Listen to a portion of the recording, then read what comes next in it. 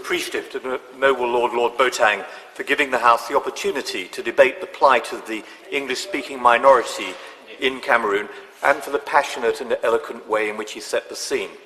The roll call of suffering is horrendous and a harbinger of even worse to come if, as the noble Lord Judd has just reminded us, we fail to act.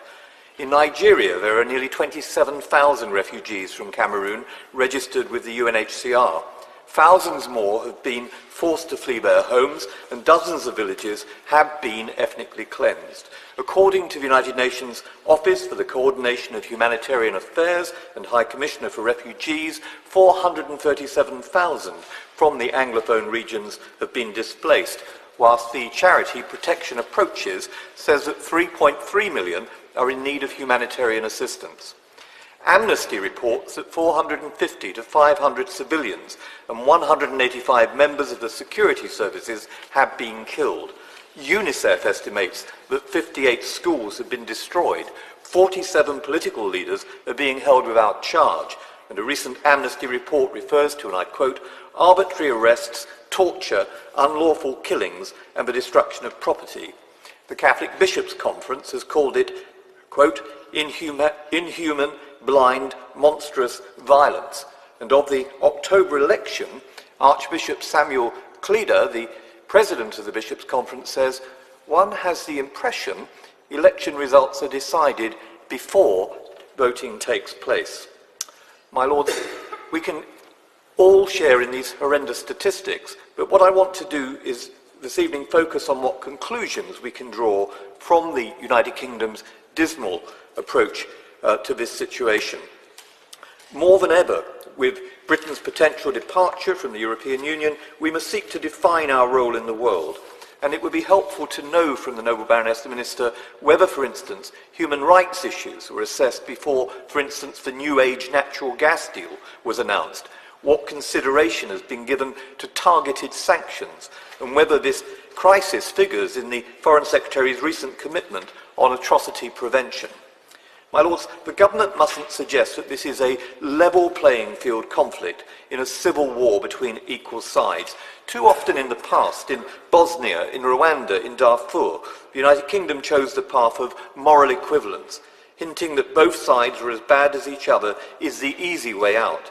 In a previous generation, this was known as appeasement. Moral equivalence signals that we cannot be expected to pass judgment on which side is more to blame for the conflict. Instead, we issue the usual calls for a cessation of violence and a negotiated settlement, or we frame political conflicts as if they were natural disasters requiring aid.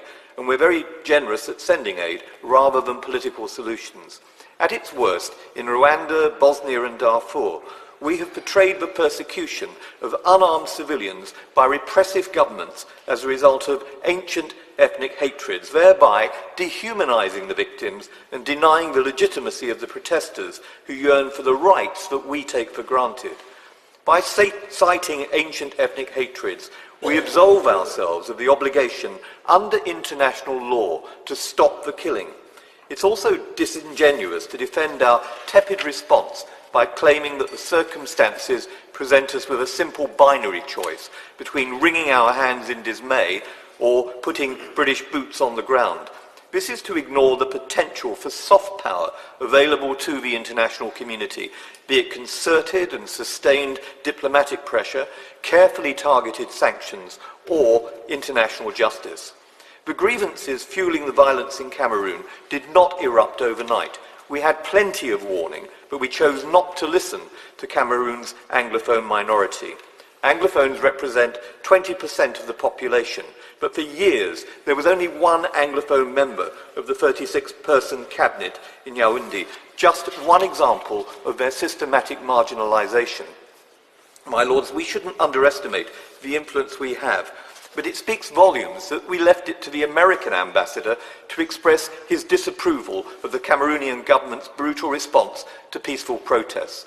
For decades, the Francophone government has ignored the pleas of moderate representatives of civil society, such as church leaders.